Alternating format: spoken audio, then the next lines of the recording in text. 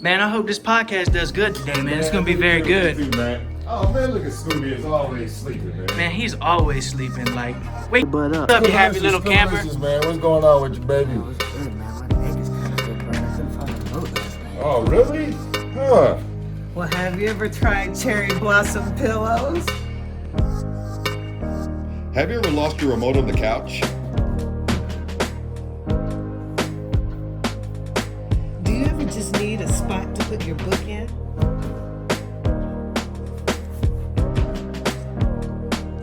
Do you ever just need a place to rest your head? So if you need a pillow with a special pocket, Cherry Blossom Design has the right thing for you. Head on down to their Etsy store and use code BRIDGETHEGAP to get $5 off of them. Hey, you guys, you ever heard of Anchor? It's the easiest way to make a podcast. No, I haven't. Is it free? Yes, it is! There are other creation tools that allow you to edit it on your phone or computer. Yeah, there are. But is there a way that we can spread this podcast on Spotify, Apple Podcast, and Google Podcast? Yeah, it does it for you. It allows you to make money with minimum listenership.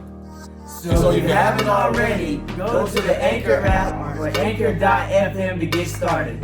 What they said. They say I'm not a real religious person, but the devil's tempting you. Yeah. It's like Yes, man. And if you really want to have a good, feeling, Rod Serling, what about idols in Hollywood? Look, I mean, you have to change a lot of your thinking because it all is going to that place. No matter.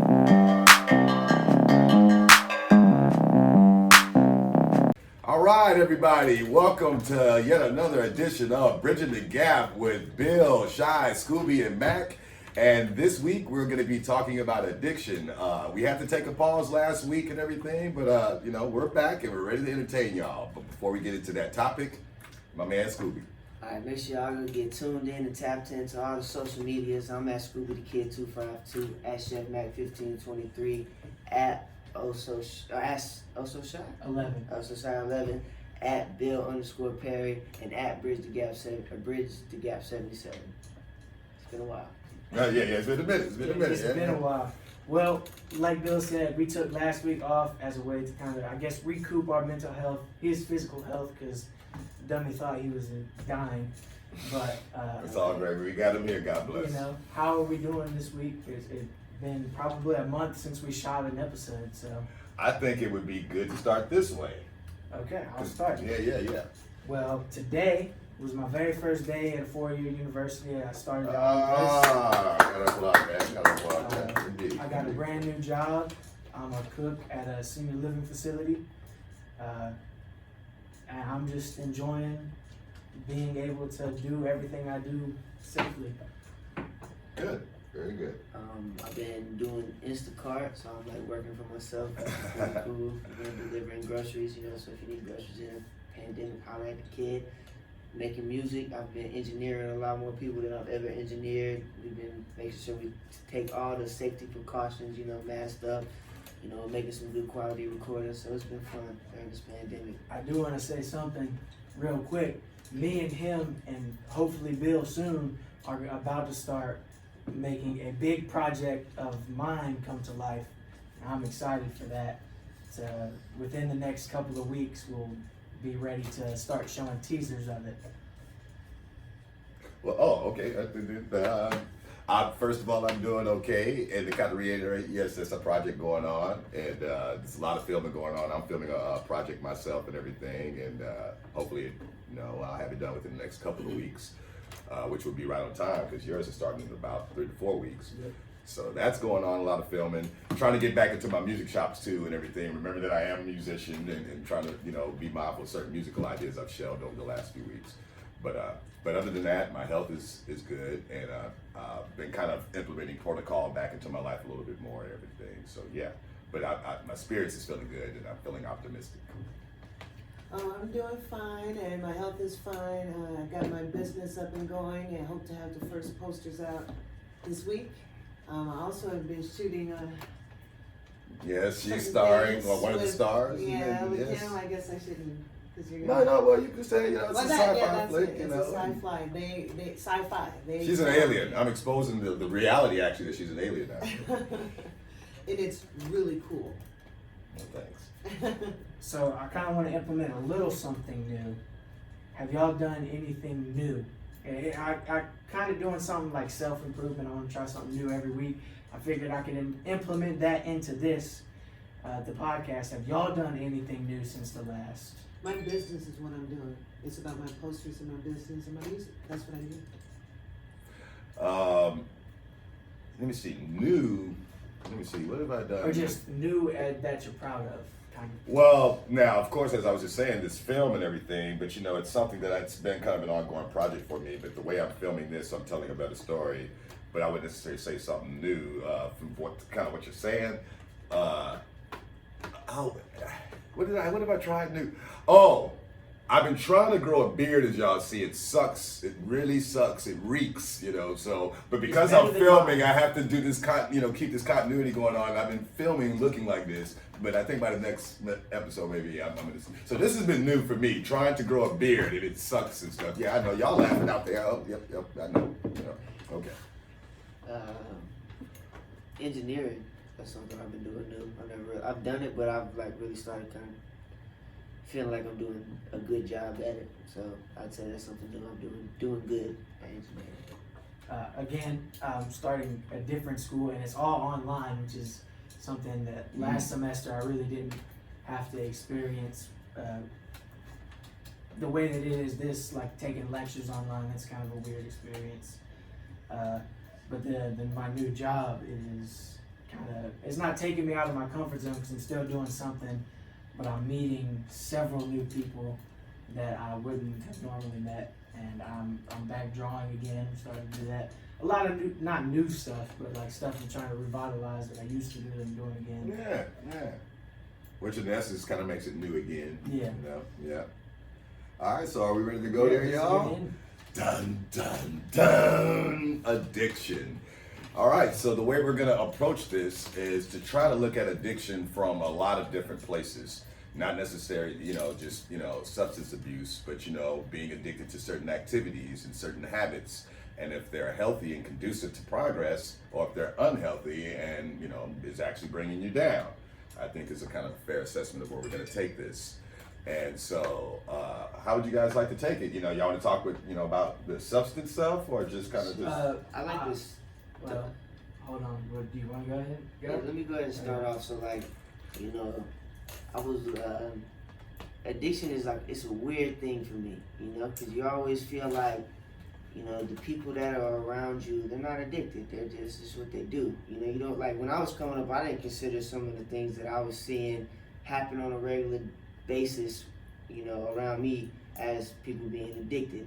And But you were young. Young, yeah. And so, coming up, I wanted to just to start it off, addictive personalities, because there's, people that are addicted to certain types of things that, happen with the dopamine receptors in your brain, and Like adrenaline junkies, or like, people that are addicted Thrill to cocaine or whatever your nicotine, you're really addicted to that nicotine. But people, like, if you buy a 6-pack, you drink the whole 6-pack. You're addicted to that. Like, you have just an addictive personality. You don't know when to say no. And I feel like that's kind of where I baseline addiction is, like, can you say no? Like, when it comes down to it, is like, are you going to be able to say no? Okay, so this is what I was kind of getting at, because to some degrees, yes, but then if you're hooked on heroin, you can't just simply say no. You literally have to go through rehab and go through what people describe as like near-death experience. Yeah. And the withdrawals and and that's a whole nother beast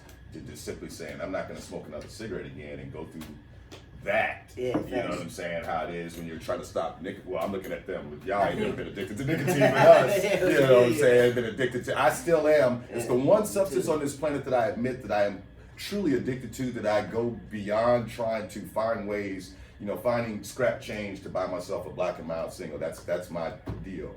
And it's not healthy. I don't encourage the behavior, nothing like that. It's my addiction.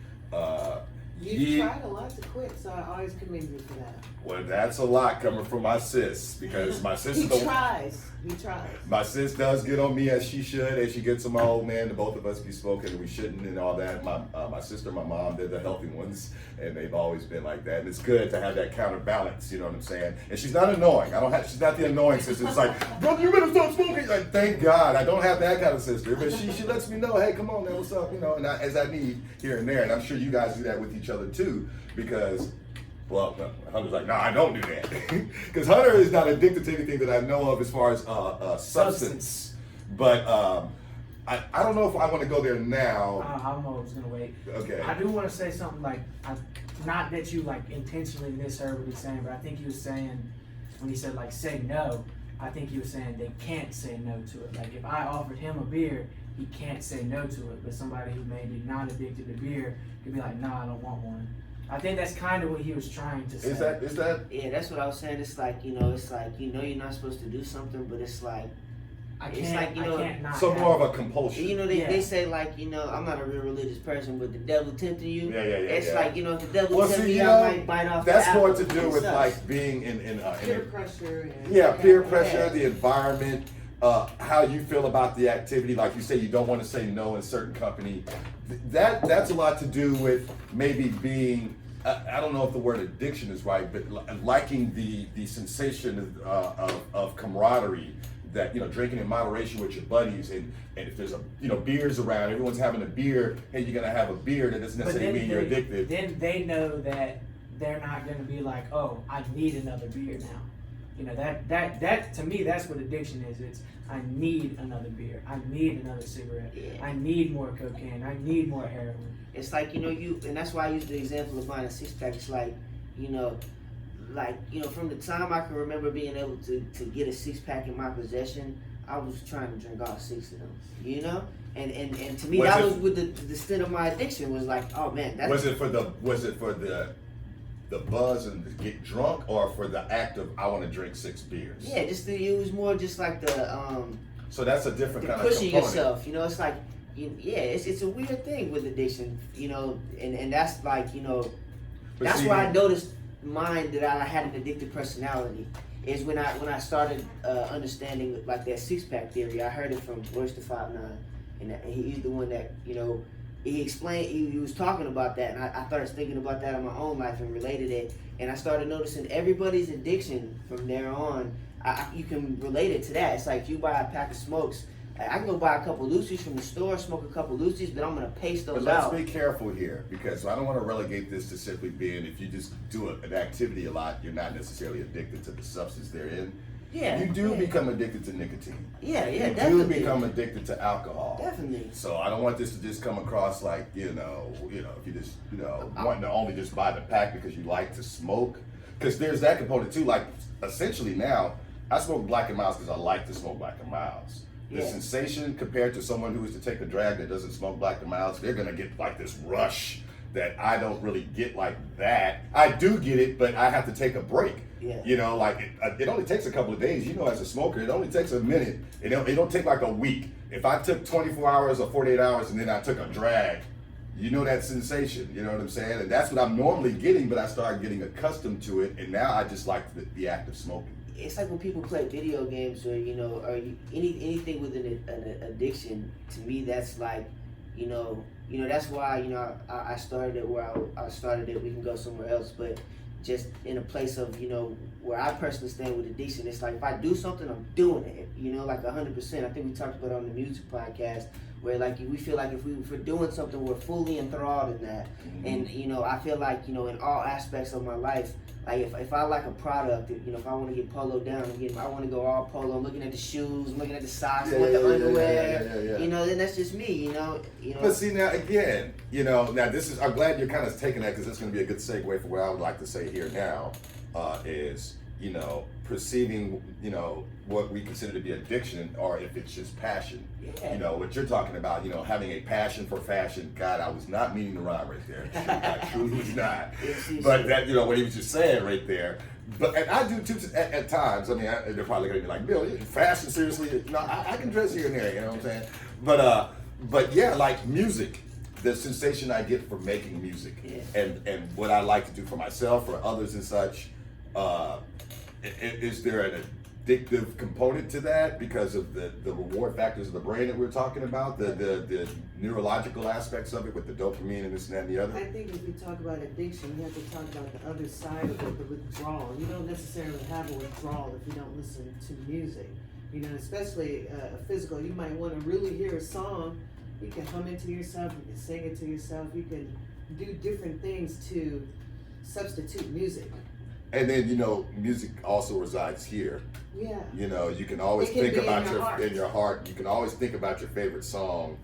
I'll say You this, know. my girl, when we first got together, we didn't have this place that we're in right now. We was in an apartment, and, you know, I was in transition, we didn't have a studio, you know, and it was a clear, you know, like, I felt better when I could do that, you know, so, like, I won't say that I needed it and I was fiending, but I definitely felt better. Well, you know, no, go ahead. Do y'all, you know, feel better when, like, you know, y'all are making Oh, definitely. music? But see, again, you know, music is such a universal thing that, you know, we all feel better, as it were, when we hear the things that we like. You know, the That's true. sounds that you know are aesthetically pleasing, that touches us, so on and so forth. Again, you know, having a need for something, like, say, you know, the arts. Yeah. I wouldn't necessarily liken that to what we are, what those say addiction is, what the definition, as it were, is in terms of really needing it. Yeah. Because see, now we say we need music, right, as artists. You say you need the visual arts as a visual artist, but if you extracted that away from us, we would not have the withdrawals of that of 'Cause a we can heroin create our addict. own. You know what I'm You saying? can That's true. still, Very true. or at least in my personal experience, if I lack the paper and pen, I can still visually, in my mind, see how I want something to look. That's Okay, right, now could that's you right. argue now for somebody who's addicted to nicotine, if you could do that in your mind, get that feeling of, now would you do it without the? You know, there is the placebo effect, as it were, right? In terms of like, you know, pretending as though this is providing something for you, like it's helping you, but it's really not. Yeah. And like, There are you people know, that have quit cold turkey. So they decided in their mind they were done. yeah. And I was gonna say, like, when he was talking about, like, you know, thinking That's not about saying it. they didn't have withdrawal. Yeah, they have the physical withdrawals. That's the other, Yeah. you know, when you're addicted to nicotine, you're gonna have the physical withdrawals, but like, And I think that's doing a huge physical act, component. like, you know, when people are like vaping and things of this nature and stuff like that, and saying the action of, you know, the oral fixation and stuff like this. I mentioned this in one of the Breezy episodes, is that if you wanted to just stop smoking, the best thing to do is take a pen and every so often go like this. Because, so behaviorally, taking this into a behavioral psychology point of view, Pavlov's dog is a perfect example. You take the cigarette, you puff on it, your brain releases that. So you take a pen, you puff on it, your brain's gonna release the chemical without the nicotine. Because nicotine releases a chemical in your brain that in turn releases dopamine. Mhm. And that's the experience everybody wants. So for a while, you can slow down the withdrawals by just taking a pen and going like that. Because behaviorally, your brain's like, oh, you're smoking a cigarette. I can tell you though, Hunter, you not being a smoker, that's not gonna do much. hate to say That's it. not gonna do. And there's a lot of smokers out there like, did this guy just say if you buy the pen, you will stop smoking? But behaviorally, that can't happen. I can Behaviorally, understand how you can condition yourself with the sensation like, oh man, I did this Some tickle people or have drag or used a two. toothpick. Yeah, toothpicks and things like this, and they'll like really gnaw down on it. But that if you're addicted to nicotine, eventually you want to smoke, Yeah. you know, It's or gonna run out that eventually. nicotine sensation. And honestly, in my opinion, kind of like what you were saying earlier, Shai, if you're trying to stop smoking, you got to cut the idea out of it all the way. The oral fixation, because if you're still like teasing yourself with Or like a patch. toothpick, or yeah, maybe like having those little, those patches where I think it gives you like a small dose of nicotine or something like that. And slowly get off. it you know. slowly curb you off. I've never got myself on the patch personally. Maybe I should have, but One of my friends that worked in a pizza place, everybody smoked when we were delivering pizzas, you know. And he got this book, and everybody was clowning him. It was called How to Quit Smoking in 3 Days. yeah. You know, and he read the book, you know, and he told me a few things like, you know, and don't smoke blunts, you know, if you're trying to quit smoking cigarettes and things of that nature, you know. And My man quit. He got a baby now, doesn't smoke cigarettes, you know, off of this book that said how to quit smoking in 3 days. So like, you know, not to disregard anything, you know, about the physical aspects of it, but I think the mental aspects of it. Well, that's where it starts. That's where you gotta like condition yourself. It's way deeper than, you know. Because the physical component is already addicted to something, and it's only waiting for its next fix. Yeah. So you have to mentally go, man, I gotta be stronger than my fix. Yeah. Like, you know, because if I just listen to my body's going, man, we want another drag. We want another this. Hey, yo, it's like, all right, so some shit goes on in your life, right? And it's like, okay, when I was, 17 years old, man, I went and got me some alcohol and everything was great for a little while, you know what I'm saying? So you know that, and it's psychologically in your mind, so you go back to that place. But like, you know, I used to tell a lot of my homies, you know, just like, you gonna wake up and it's gonna suck, you know what I'm saying? And that's the tricky part about addiction, and like, you know, why Xanax is a real bad problem in my community. So like, Shai's talking about the physical withdrawals, you know, that's one of the only drugs that you can physically die, alcohol as well, from the withdrawals from. So and heroin. And heroin. Xanax is damn near heroin, like. Yeah, damn near. Damn near. It's not. They're cutting it with the fentanyl and all that. It's real bad out here, you know. Yeah. And that's the shitty part about addiction, you know. And like, you know, when you talk about it, it's real shitty. But but then like, and then on the other aspect of it, the things that we have conditioned ourselves to kind of like fluff off as like, we all recognize these people are addicted to that, but we're cool with it, like caffeine. You know, there's a whole caffeine culture. Sugar. You know, sugar. You know, there's people that are addicted to sweets and stuff like this, and you know, at the very best, we just tease them for like, you know, you may get a cavity or something. Yeah. Not looking at, like diabetes and all this other kind of stuff that can happen. You know, but but we fluff it off, don't we not? Yeah. You know, caffeine and sweets, we fluff that kind of addiction off, but people are straight up addicted to it. My grandma, she the type, it'd be like 3 in the morning, she'll be like, You want a cup of coffee? And she'll drink it and go to sleep. You know what I'm saying? Grandma, you need to calm down on the coffee right now, you know? But what it does for her, and okay, y'all said like she has a routine about it. Yeah. So there's a routine with it too. Yeah. Like for me, like nowadays, there's a routine as well. Like, not only do I smoke Black and Milds, but like say at home, I go out on my front porch. And it's a sitting down moment. Now I know I'm romanticizing smoking right now, excuse me for that, but I'm just explaining why it's kind of serene for me, and it's the one time of the day that I go outside. I don't usually really just go outside just to go outside or where I live at. I do a lot of indoor things with my filming and editing and my music. So this is kind of my way of going outside and taking in the air. Ironically, I'm taking in nicotine, but I'm taking in the day. But it's a routine that I like to do too, because it's like this the one time of the day that I'm looking outside, I'm looking at my trees around, and I can hear a lot of y'all out there now or that they're probably watching like, but Bill, you can do that without nicotine. But see, that's take your ass out there and smoke a blunt. Imagine if you at your job, right, and you like, I need to take a 5-minute air break. You know what I'm saying? And go out there and smoke on the air. You know what I'm saying? It's like, no, my cigarette. Oh my God, it's cool. Hey, so I remember when I was a debt collector, we literally had what we called a 5-minute smoke break, which was not akin to the real breaks we had. We had a lunch break and stuff like this, but they allowed for smokers to have like this 5-minute break because there was a lot of smokers on the clock. And the kind of job that we had, debt collector was on the phone, trying to get money from people, get stressful, people cursing you out. You need a smoke break if you're a nicotine head. Yeah. But I just think that it was funny that even businesses were beguiling to that habit. Yeah. And I don't know if they still do it at certain places, but even airports, you can't smoke in airports and stuff. But there's the airport, the smokers' room. And that must be filled with smoke and, like, God damn. So they're still having to be beguiling to, it's like, yeah, we recognize that shit's unhealthy. And the rest of us, that shit's archaic to us. And, I come from the era that we can still smoke in clubs. Oh, man, those are the days. Yo.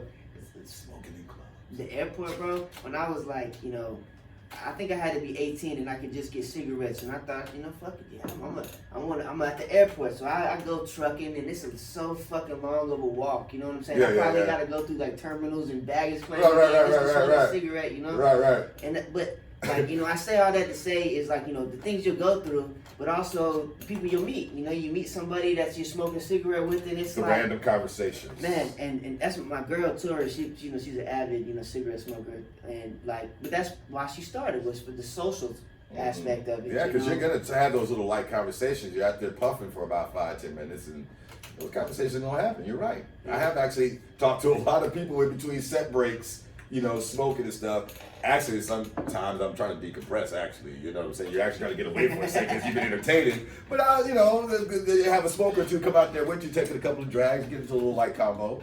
And for the most part, some people have been respectful of that and just got through seeing me do my thing. But at any rate, okay, so how about this? As far as we're talking about addiction in itself. Do you think, to kind of expand on what you were saying, Scoob, do you think that it has to always start up here? Or do you think you should try to get into other physical activities? Like, for example, say if you're addicted to smoking and perhaps you try to replace that with, say, jogging or something like that. To where you're not only doing it mentally, like I want to stop, and now I'm trying to substitute that activity that I would normally be, say, smoking on my porch with, now I'm going to go take a jog around Avon Park or something. I think it boils down to why you are doing this certain activity. So if you are smoking to decompress stress, then you need to have a way to decompress that stress in a healthy way. I'm not saying and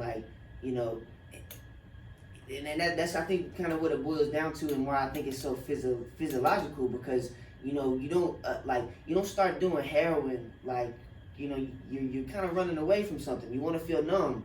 You start doing these types of things for a certain type of reason, whether that be a social reason, and then you become physically addicted. And I understand that happens, but if we're gonna talk about addiction, it really hits home to me in my personal community, and I just think most of those people was running away from things, and it was very evident, in the culture of what was going on and the music that was being listened to, and that's why I think it's real physiological. The people who started doing things, they got addicted when they heard rappers talking about doing certain types of things, and then they did them, and then the culture around it, and cities across America and across the world started doing those certain types of things with no fucking buddy telling them that it was bad, and people started dying. Scoob, you're right, and it's been going on actually for some time, man. I mean, as far as my lifetime, I've been seeing it since the 70s and 80s. And really think of how many kids were addicted at Roscoe. That's what I'm saying. It's been, as far as that component and the sociological aspect, the pop culture, all that's been playing out way before, the rap game or what the culture of what that component and things of that nature. It's just a repeat of that same cycle. Yeah. And those cycles are always going to continue to exist. You guys are going to start watching yourselves getting older, and you're going to be looking at a young generation being like, damn, I thought we was in the weird shit when we were kids. I mean, what the hell? It's going to happen, trust me.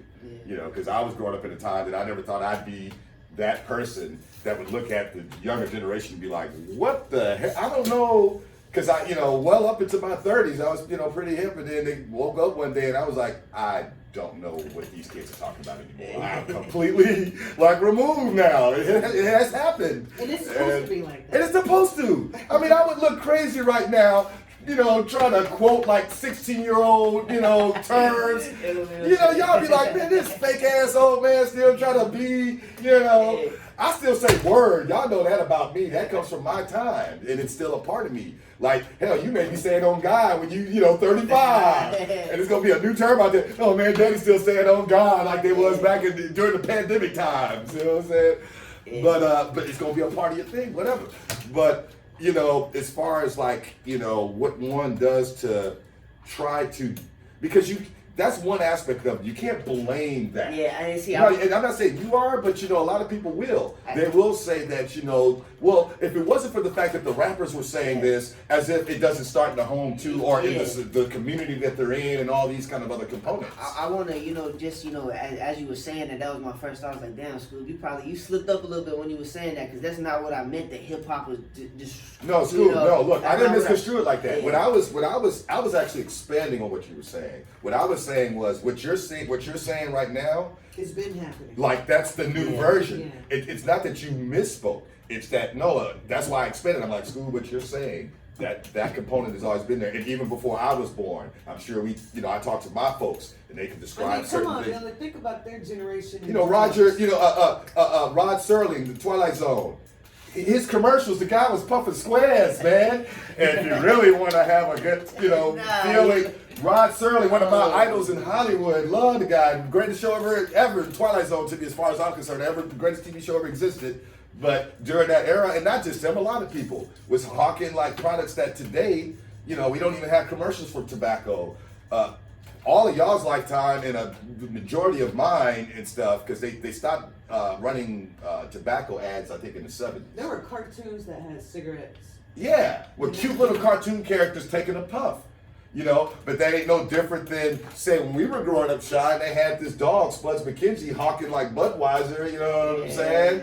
And they were hawking him as a macho male, come to find out the dog was actually a female, and that came out later, but that's a whole nother can of worms.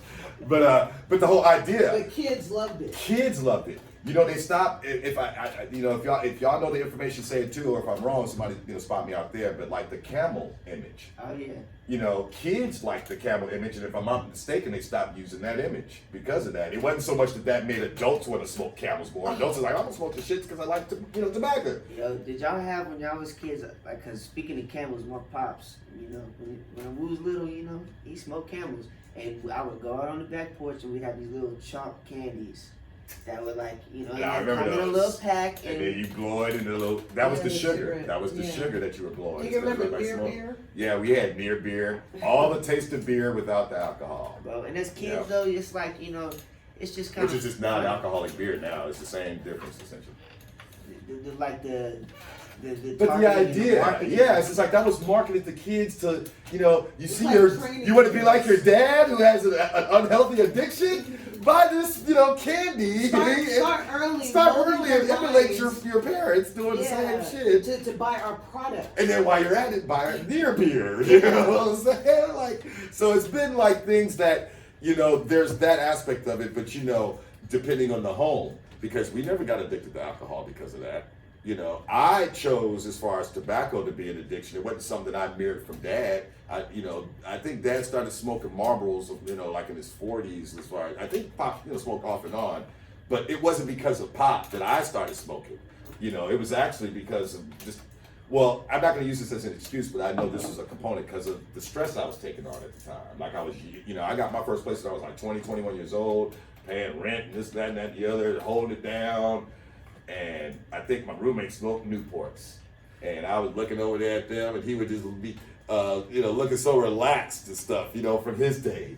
And I'm like, I'm still so pent up, I don't worked out, but I'm still not tired. Oh, look at my boy over there.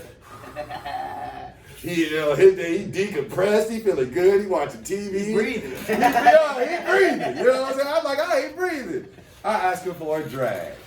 Man, that first hit, I guess like anybody can attest to any drug, that first hit or whatever, it's been like, it'll never be like that ever, And I remember that sensation. And mine was a Mythos cigarette, man. The truth. The truth that will tell, you know what I'm saying? And I was praying to the pulpit of Newport, you know what I'm saying?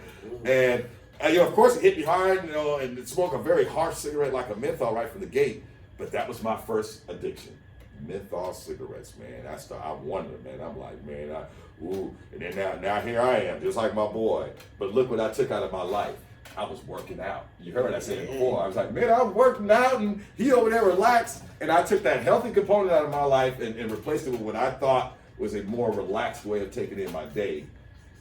Which is what I should have probably did, was learn how to meditate or some shit to kind of bring myself physically down.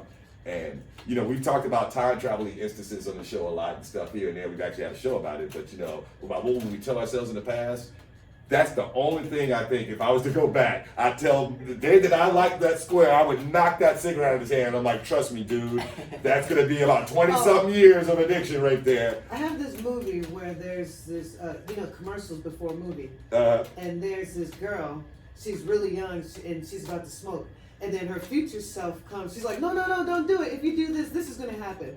And then her other future self is like, no, don't do it. And your daughter. And then another one said, and then her daughter started smoking. They're like, no. It's really cool. Well, actually, yeah, I get that. Like the generational aspect of it. Well, getting back to what I was just explaining about Scoob and stuff, about like how he was saying, like right now, like, in his generation, in his community, how like, people are emulating that. That has always been the case.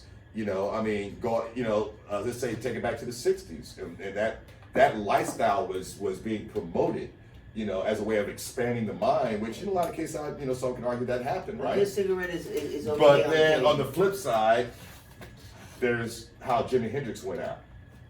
You know what I'm saying? There's how Janis Joplin went out and putting more numbers in the 27 Club. Because if you see, it's like if you want to talk about like rock stars doing this shit, like, all right, I beg you to go watch them when they found out about it, and go watch them when they died, and look at how sad they look.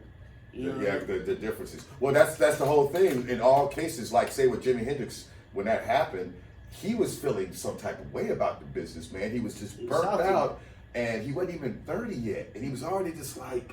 And then everybody that's there, you know, Kurt Cobain, how was he towards the end? Yeah, you know, your boy, Mac Miller, how was he towards the end? Now, you would know more than me as far as the imagery. I didn't really see any images of like the last days of Mac Miller. I didn't see that, you know, because some of these people that I'm talking about, you could see some of the footages of like, you know, like Jimi Hendrix's last concert, the way he was, and that melancholy. You know, is there any images of Mac Miller where you can kind of so see? happy his last day. He was watching a Pittsburgh Steelers game in the bar with his friends. Okay, see, so you didn't even see that coming. It was a party, they found Mac Miller at his crib in the bed in a praying position. Okay, but now if I remember right, kind of like the lyric that we talked about, like about not mixing his drugs. The drug that he took, he was not intending to overdose. You know what I'm saying? It wasn't a suicide. There was 2 baggies, one with cocaine, one with fentanyl. But you get what I'm saying? Like he wasn't trying to induce. Whitney Houston. Yeah, like Whitney Houston was trying to take herself out, right? Oh, she wasn't. She was about to go to a party that night. She was getting ready. But she just took too much or something?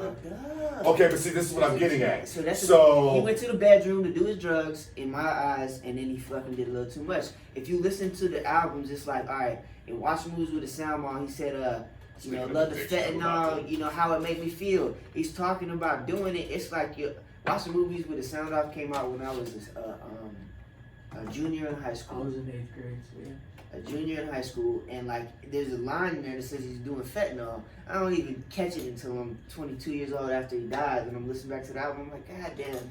And then everyone's trying to say, no, he didn't mean it. Like, bro, go listen to the shit. He's telling you what he's about to do. He already told you he's doing it. Yeah. If I'm not mistaken, they arrested somebody who mixed cocaine and fentanyl and sold it. Yo, but see, that's just the thing. It's like, you know, I don't think he intended. I'm just with it was music. See, now that kind of spins it back to what this whole thing's about, addiction. Nobody does that. You know, but see, the thing is, sometimes to kind of bring a new word into this, escapism, right? Like, you know, when you want to escape the pains or whatever the hints that it is, as it were. Maybe it's like that at first. But say, like you said, like with Whitney, right? You know, she's about to go out for the night. She wants to get blasted, but she got blasted too hard. So it wasn't intentional. But she drowned. Because she got too high. Yeah, but I'm saying it's like it wasn't like. Yeah, she wasn't trying to kill herself. Maybe she was on the bed. Maybe she could have slept. So what I'm kind of like leaning towards is when your addiction becomes that unhealthy, whereas it's like, well, you've been used to boosting yourself to this certain place to the point where now you're not even acknowledging the dangers around you. And now you're drowning. You know, Jimi Hendrix, he choked on his own vomit. All he had to do was raise his head. You know, an excuse for the visuals there, but you know what I'm saying? Like, you know, that's... It's an artist, Lil Peep, right? So, like, he passed away. He was 21 years old. He was fucking very, very, very fucking talented. If you haven't heard of Lil Peep, I suggest you go check out his music. And not to condone how it happened, he fucked up. But this is what happened. Video camera, he's on the camera with his Xanax, dropping him in his mouth, right? He's on the tour in America, you know what I'm saying? Next thing you know, the next footage you see is of one of his homies. That's, you know, he's laying. And he comes in, he's like, Lil Pete, wake up, ha ha ha, you know. Was he like convulsing and stuff? No, or just, he was just dead. Not, he was already dead. He's just laying there. Like, if you That's ever... disgusting. That is disgusting. You know how real it is? Like when one of my people passed away in North Carolina, they had Snapchats of him dead on the couch. That's right. That's what it really is. No, I'm just saying it's so sad that y'all's generation have to deal with death like that because that is disgusting. It sucks. To post people's That death. They is didn't know though. That's the value thing. of life. Yo, but that's the thing. I'm not saying that they knew, but And, you know, it's just that was the ironic part about it was when I really seen that, like, you know, it was already happening in my community, but like the mainstream people started talking about addiction was when Lil Peep died, but we've lost Pimp C, you know, and Pimp C, you know, he was supposed to be wearing his thing on his mask, you know, like we've lost a lot of people to this Juice World, like, you know, if you. And y'all's Juice WRLD generation was that not an accidental overdose? He took it all. But you gotta talk about addiction when you're talking about an accidental overdose. I understand. You don't have it on the plane, but bro. like the way that you are saying it is that they did all this stuff. Like they intended to kill themselves. No, that's not. No, that's the way that you're coming off and saying this stuff. The point what I was trying to make is that it was accidental. These people didn't know what they were doing. They were trying to have, they had something going. It was accidental and incidental in terms of, like, you know, taking too much. Trying to fix problems. You know, They did not want to die. Yeah, Oh, man. and you know, well, that's the thing, right? You know, if you trace back all these people we're talking about, none of them wanted to go, with the exception of Kurt Cobain, arguably, in terms of like him blasting himself. I've heard the Courtney Love thing and all this kind of stuff, but like he's the one that actually physically did something, but it was a component of depression, heroin abuse, and so on. But then he did another action. He didn't like overdose with the drug, but it was like he literally pulled a trigger. Whereas in the case of all these other people, they overdosed, and for all intents and purposes, they obviously would have chosen not to have overdosed because they were not trying to commit suicide. Amy Winehouse. She died from drinking. But now, was she trying to drink herself to death? Like, you know, like she didn't want to shoot 27 Club. Yeah, she's one of my favorite singers of all time. You know, Sean, we was on the road in New York when that happened. You remember, Sean? You remember we was on the road? in Wisconsin. We were literally pulling in at a gas station and we heard it on the radio. Wow. We were in New York, man, sure enough. Well, Wisconsin, rather. Yeah. We were, Because you remember David Donovan and all Yeah, we were all together and we were just all like shocked. Because we were all having like this good energy and stuff. We pulled in the gas station and the radio DJ, you know, Amy Winehouse, you know, blah, blah, blah. And like, oh, man. You know, and then to make it even more so, she was a part of the 27 Club. Man, you know, it's like, God. And, you know, that's like, you know,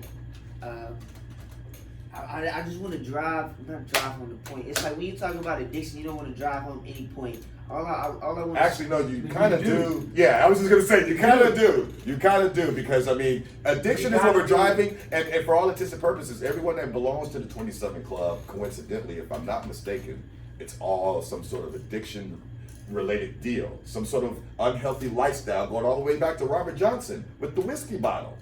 You know what I'm saying? I mean, and your pop's telling the story, and I'm not even gonna try to tell the story because my dad tells it way better. You gotta go watch that. You know, I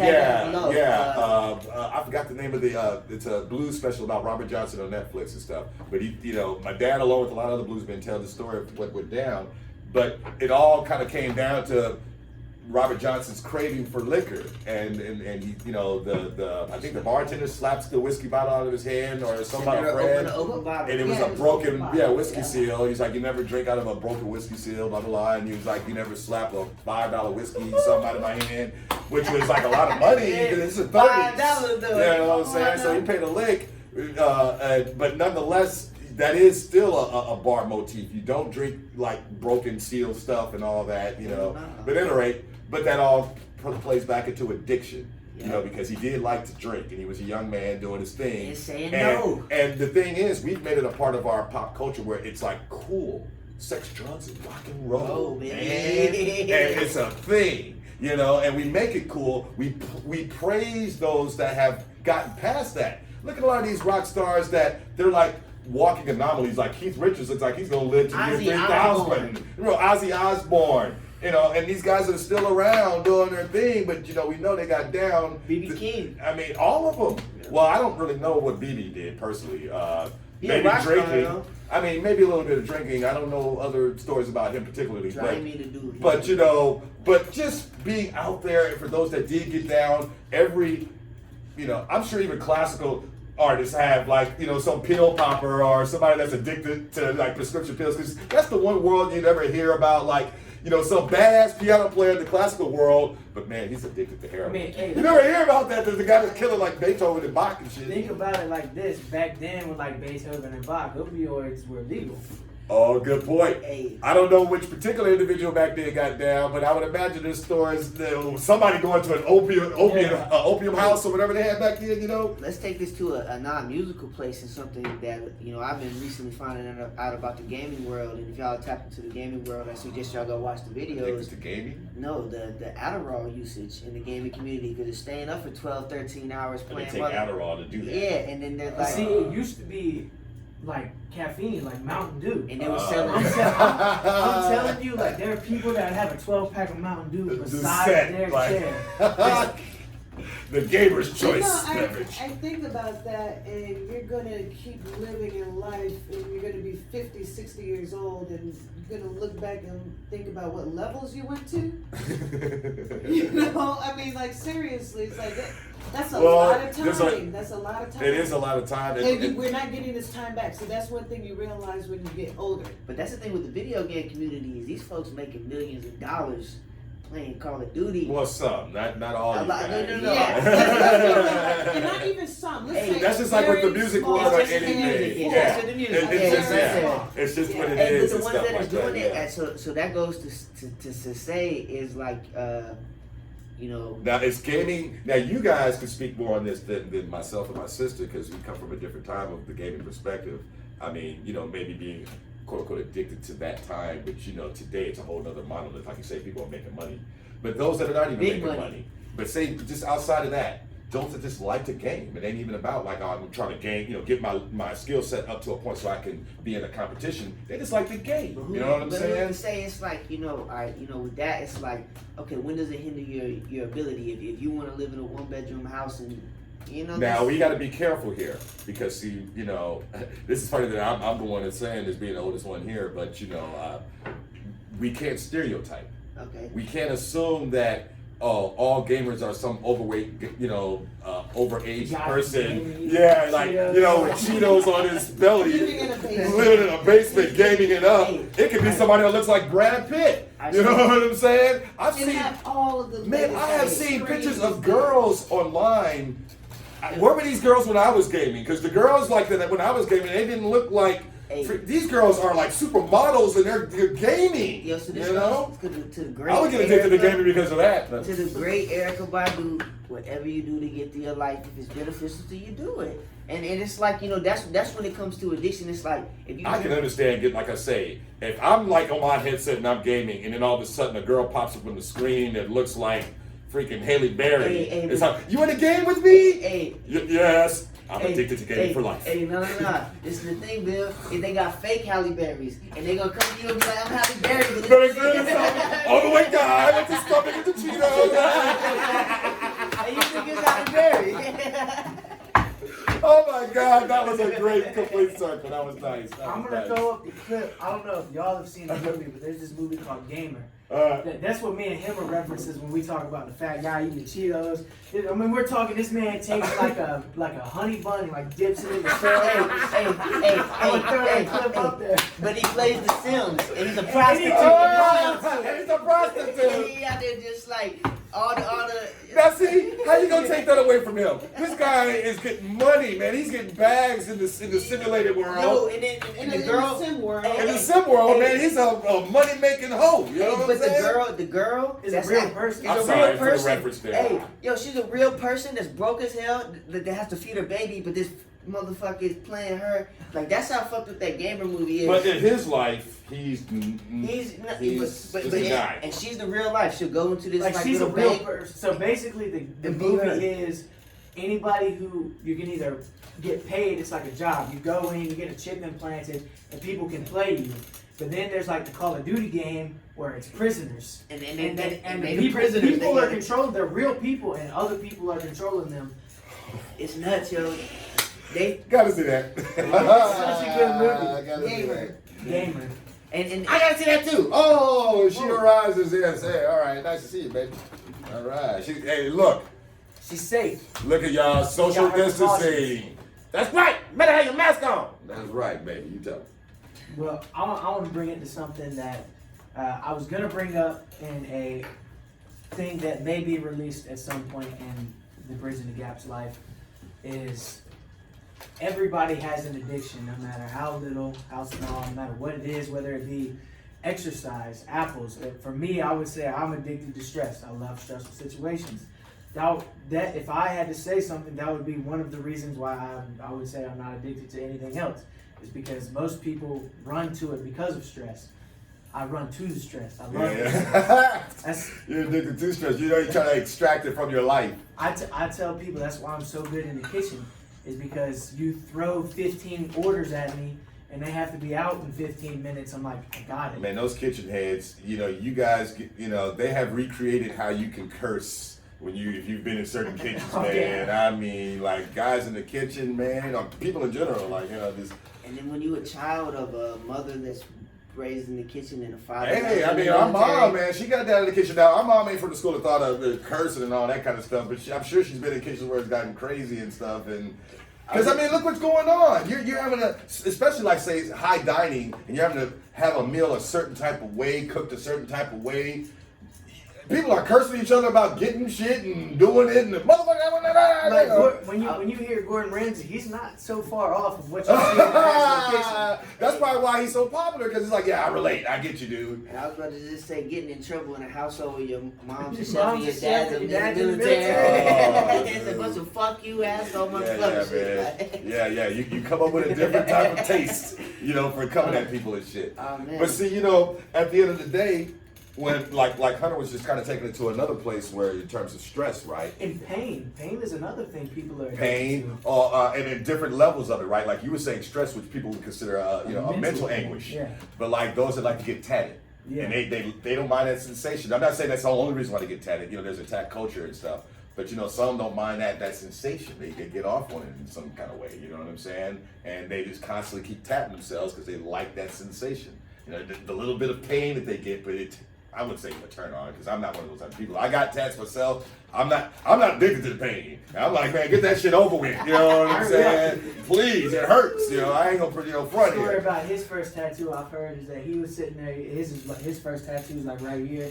No, So- that's not my first. Nah, I'm talking about the compass though. Oh yeah. I heard he was over there in the chair going, Oh, that little right Yeah, that shit here. hurt, bro. And then, alright, so me and my dad got the same tattoo. And, like, you know, this tattoo is, like, the Pirates of the Caribbean company. points to whatever you want most. Was the most. You know, Alright, I so like it's that. like, I like you know. that.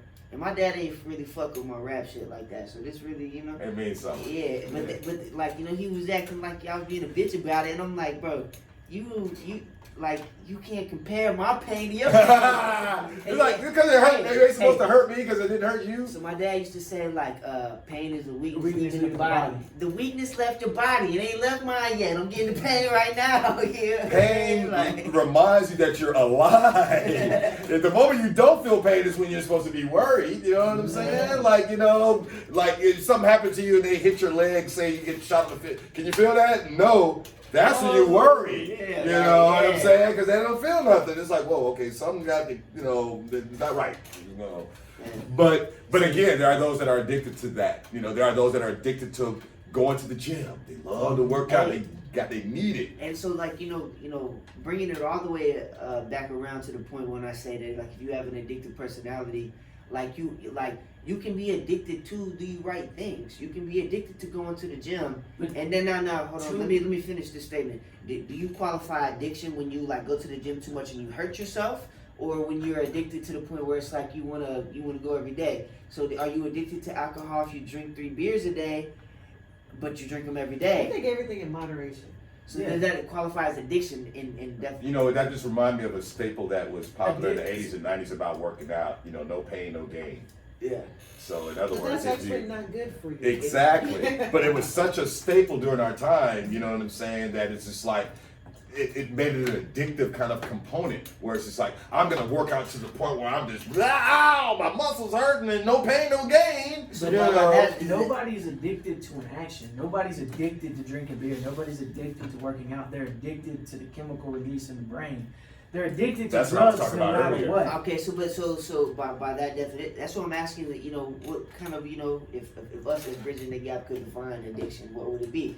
Does it mean like, so if you're in pain, is that you're addicted because you're hurting yourself? Well, see, okay, now If again, you're cutting your wrist, you're addicted to the pain, and then you do it again the next day. You're Okay, addicted to the all right. pain. Let's just say so say it's a good thing. You're drinking water, and you drink enough water, so that's good. But you you're drink too much addicted to water. drinking well, water. see, again, we're I think. Water is What a is it? necessity. I think we're loosely kind of saying Yeah, what is we need addiction. water. Yeah, what You is know it? what I'm Sometimes saying? people asking. can. Like Sometimes and people can, like, okay, I tell you what, Hunter, look up the word addiction while we're talking about this, because see what we're trying not to do here is to try to necessarily give a book definition, but try to understand what are addictive components or qualities, you know, or characteristics. Okay. What would traits. you like, you know, as us? What would you define each person as addiction? Addiction is a brain disorder characterized by compulsive engagement in rewarding stimuli despite adverse consequences. You can be addicted to drinking water. Yeah, that's what I was talking about, the other component. You can't have. But water does not you feel hydrated. And you got it. I mean, that's a necessity. But water doesn't, water, you don't drink water and then it's like, dopamine. So is dopamine the only qualification? I don't know why that just made me laugh. I just thought about somebody getting drunk off of water. Like, yeah, water the shit. Like, Well, okay, so dopamine is basically the chemical that releases happiness. When you do, say you smoke weed, you take the THC, and the THC is broken down in your brain into dopamine. Dopamine produces the good feeling. People aren't addicted to the weed, they're addicted to the dopamine release in your brain, which in turn gives you the good feeling. So dopamine defines addiction. If you No, because you can be happy. it was like what dopamine define that shit. that's what I'm asking. I'm trying to figure out. I look at people smile, and that makes me smile, which can release dopamine. But I'm not addicted to smiling. Right. It's It's a a reward factor. A compulsive behavior that releases a rewarding stimuli. Right. Which is dopamine. Dopamine is The rewarding stimuli. Okay. But it's got to be compulsive. It's got to be like compulsive. Basically means you got to be doing it constantly. You got to be always not. And always there's a reward factor for every time you've done it. Like you get something from it. There's a component where there's the reward factor. So you if you drink 3 beers after you get off work 5 days a week, that means you are technically addicted to alcohol. Well, that's yeah, because you know. But at some point, it's not a bad thing though necessarily. Is it? But Well, you remember I was just describing about the smoking. You know, my buddy's at home decompressing, and I'm doing all this other stuff that was actually healthier, but I didn't feel decompressed. I didn't feel like I'd let the day go and wash away. And here is where it gets bad. Say you drink 3 beers a day, every week. At some point, 3 beers isn't going to release that dopamine. that's anymore. right. You get a tolerance. Then you're going to start drinking 6 beers. But if And 6 then you're going beers to start drinking 12 beers. But if 6 beers releases the You tolerance, gotta say over here, sis. The tolerance is always going to be increased. That's but like, if you can drink 6 beers and it equals 3 beers, but you're not acting a fool, what qualifies addiction? That's what my that my is question addiction is. because you're Is addiction bringing something that's in yourself, where you're defining addiction as, yo, I'm addicted to this is fucking me up, or this is addiction where it's like someone else is telling me I'm addicted? No. Because that's a very, like, I've known many of drug addicts that don't want to be told that they're addicted. They have to feel like they are addicted themselves. Well, that's where intervention and all that kind of stuff comes into play. You know, where people have to kind of get shook into the reality that, hey, look, man, you know what I'm saying? You're living an unhealthy lifestyle, and and not everybody ends up having that component happen to them. I'm not going to go into very big detail here, but I was addicted to a particular substance that is very addictive, and I privately weaned myself from it. Now, it takes a tremendous amount. I'm not trying to put myself in a pedestal here, because I'm still addicted to something here. But, the pressure that I put myself under and the personal withdrawals that I was going through to stop this particular drug I was doing. I mean, you have to change a lot of your thinking, because it all is going to that place. No matter what you're thinking, I'm going to eat. Oh, I want to do that drug. I'm going to do this. I want to do that drug. No matter what thought, no matter what crossing thought, after I take a shit, I'm gonna do the drug, like whatever crossing. That's addiction, man. And, you know, and every time there's not a moment where, man, I need whatever that provides for me, that fix that it provides, and I had to retrain myself, you know, because I chose to do it in private. Exactly. And when I, you know, finally realized I wasn't gonna spend the kind of monies on it anymore, you know what I'm saying?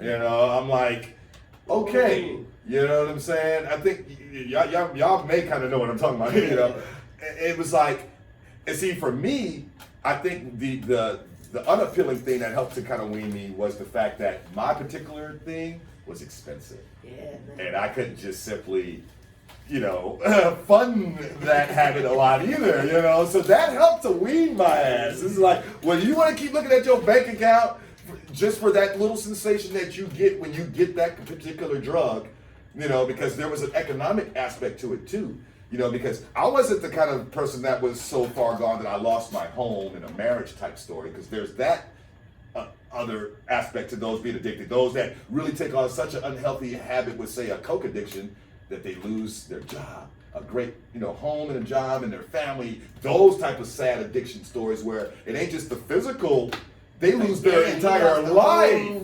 You know, their whole life is just eradicated, and the only thing that is left is the shell of the person that is on the street or something like this. Some of these homeless stories that you see, that person may have come from such a prominent life at one time if you sat and talked to the individual. I remember talking to a homeless person one time, come to find out that he had actually fought in Vietnam.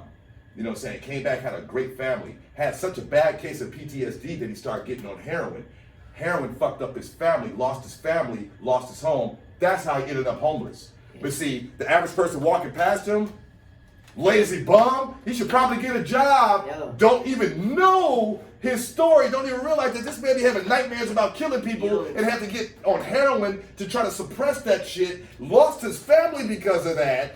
Like all these other levels of addiction that is just, oh God, it's just a sad cycle of events. And that's where, you know, like, you know, I'd be very, you know, cautious and why, you know, I asked to define addiction. Well, he just gave you, you know, but definition. it's like, you know, can you compare somebody that's addicted to nicotine to someone that's done that on cocaine or heroin? That's you know what? I would say this. Comparison not good, I know. Well, comparisons are not good in a creative or artistic perspective. In this case, I will say yes. The outcomes and perhaps the level. Like you can't compare someone coming off of cigarettes per se to heroin. No. But addiction is addiction. Yeah, that's what I was about to say. Addiction is addiction. There may be separate levels of addiction, but addiction is addiction. So, and that's essentially our bottom line here, right? Of course, now, of course. as you just said, to try to you know, compare, of course you can't do that. I guess a way to put it is, think of it like this table is addiction. You got this part over here, which is the addiction that doesn't harm you. Then you got like cigarettes and beer, and then the more hardcore stuff to eventually harmful, like almost deadly, like cutting your wrists or like stabbing yourself in the leg because you want to feel something. You know, that's how you gotta see doing it. incredibly hardcore drugs. Yeah. You know, like you were saying earlier, like the day, you know, the thing today, you know, fentanyl. You know what I'm saying? And it seems like me personally, I just to show you, like, as far as like the modern stuff, how, you know, us older people have to vicariously go through pop culture to figure out what the hell's going on. You know how I got more hip to that term? On the show Breaking Bad. Because he was making, you know, his blue, you know. I thought fentanyl was a part of one of the ingredients in that. No. I thought fentanyl was like. Or am I thinking of a whole other drug show? Am I getting my drug shows mixed up, y'all? There's so much drug shows out there. Hey, because it's like that's probably the most deadly of them all. Methamphetamine and fentanyl. It's like I'm so I went down the wrong path. Wrong drug. But I thought it was fentanyl. That's wrong. Fentanyl is fentanyl was a drug that was for cancer patients. I mean, fentanyl was in Tylenol. But it's kind of like to be argued like, well, hey, cocaine is used in Novocaine, you know, because that shit is FDA stamped approved when it comes into the country for medicinal purposes. It was for fentanyl. It was for cancer patients. It had little patches on them, and like after that, like people were just, like, you got a bum toe, you get some fentanyl. You know what I'm saying? You got a bum wrist, you get some fentanyl. They went to court. It was It was a guy. You can go look him up. Only way that I can describe him from the documentary, he was an Asian guy who looked crazy as hell. But he was the guy that, you know, they went to court for that. It's a whole documentary on Netflix about how fentanyl. It's kind of like, you know, with it's in the cartels. Cartels, they don't sell you heroin without fentanyl. Now that's how strong that shit is. you know, it kind of reminds me of like, you know, I think from like the mid-50s till about like the mid-1930s, cannabis extract was used in a lot of medicinal situations and stuff, and it wasn't until all the little prohibition laws, you know, later. Not methamphetamines, but amphetamines are used in Adderall is an amphetamine, Vyvanse, which is the medicine I took for ADHD, is an amphetamine. World War II. But the reason they put fentanyl in so much stuff, Flying the damn jets and shit. it takes, from what I just read, 3 grains of fentanyl to do the same thing like an ounce of cocaine would do. But I'm saying, like, just as, you know, Damn. from what I've watched in documentaries, how they putting that shit onto the streets, you would not know that factoid. You know what I'm saying? Right, You're not right. understanding that, and you're Well, it's just doing- like I'm sitting here saying, I mean, when it comes to the modern exotic drugs, as it were, you know, fentanyl is more of the newer language. I know of it out there. I didn't really know how it's being cross-pollinated. Because, see, like in my time, heroin was the thing that would be cross-pollinated and shit. Like, they had fucking heroin and X back in my day. You want to go buy some Opana? You want to go buy some Like Molly. What's Molly crossed with? Molly's MDMA pure. If you get it pure. And when you say MDA for the ignorant out there, like it's myself. ecstasy.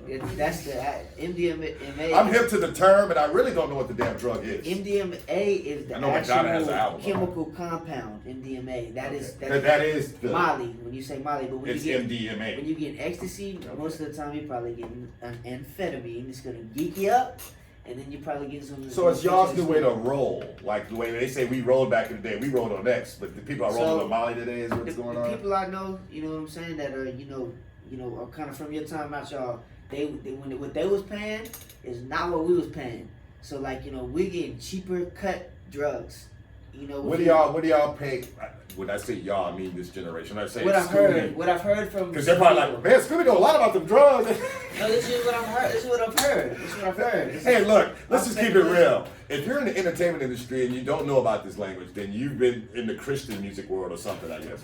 And what I've heard is what they're doing is cut down bullshit.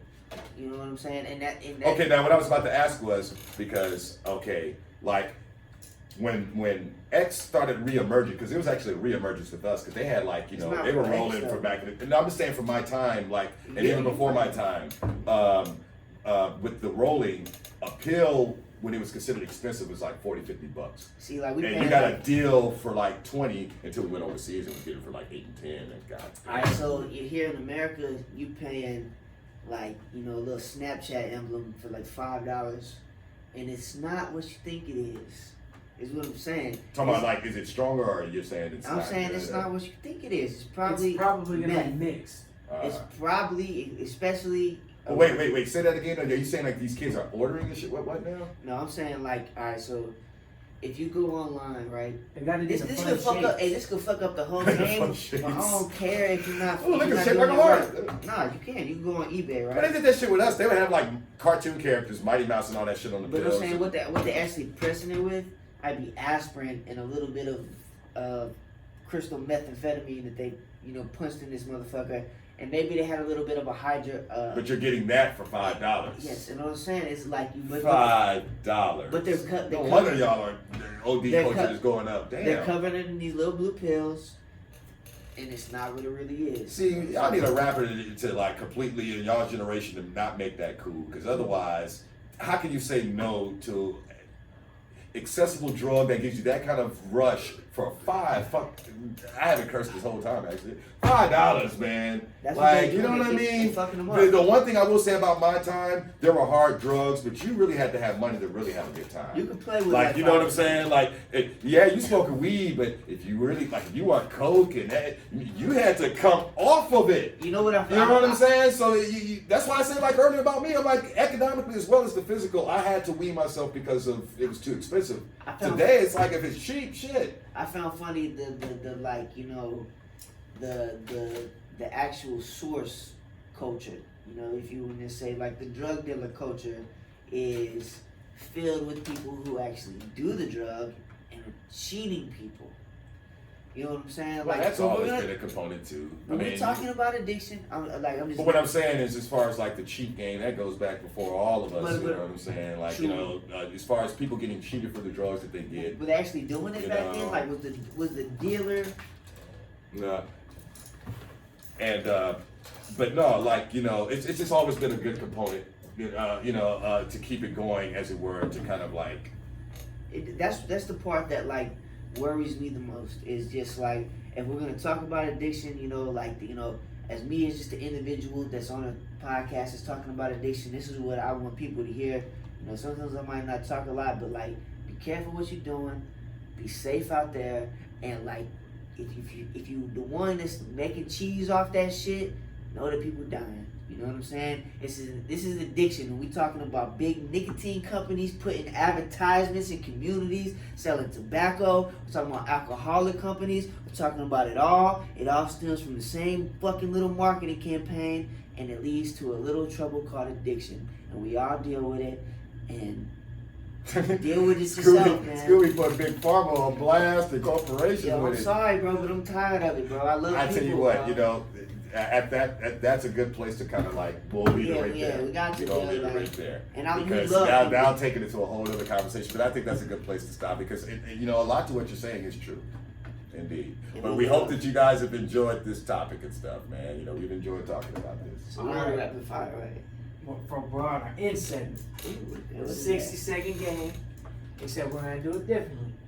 It's gonna be like 15 seconds because I did not think of a 60-second game to play. So we're just gonna do a little rock paper scissors game. That's 2 out of 3, all of us. So who starts? You guys do. All of us at the same time.